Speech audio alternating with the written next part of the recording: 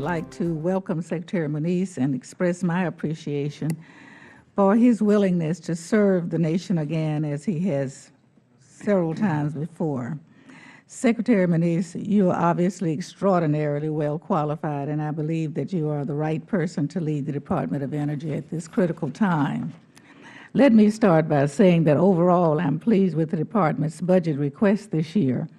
If approved, the Office of Science, ARPA-E, and the Office of Electricity and the Office of Energy Efficiency and Renewable Energy would all receive a much-needed boost to advance the development of clean energy technologies that will be vital to our national security, our economy, and our environment in the decades to come.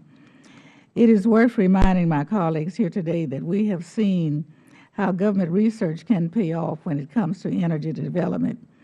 DOE-supported research was key to the development of high-efficiency gas turbines for coal plants, nuclear reactors developed at the federal labs, and the directional drilling and hydraulic fracturing practices that have led to the shale gas boom of today.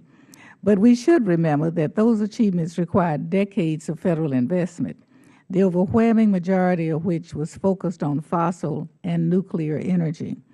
I continue to support research to make today's technologies cleaner and more efficient, but I believe that it is time to level the playing field and introduce real competition to the markets. That is where the priorities set by this budget request come in today and come into play.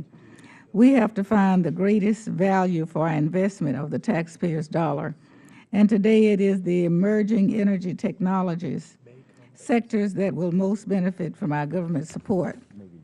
I think it is also important to note that DOE's Office of Science is actually the largest supporter of basic research in the physical sciences in the country, and it operates more than 30 national scientific user facilities whose applications go well beyond energy innovation.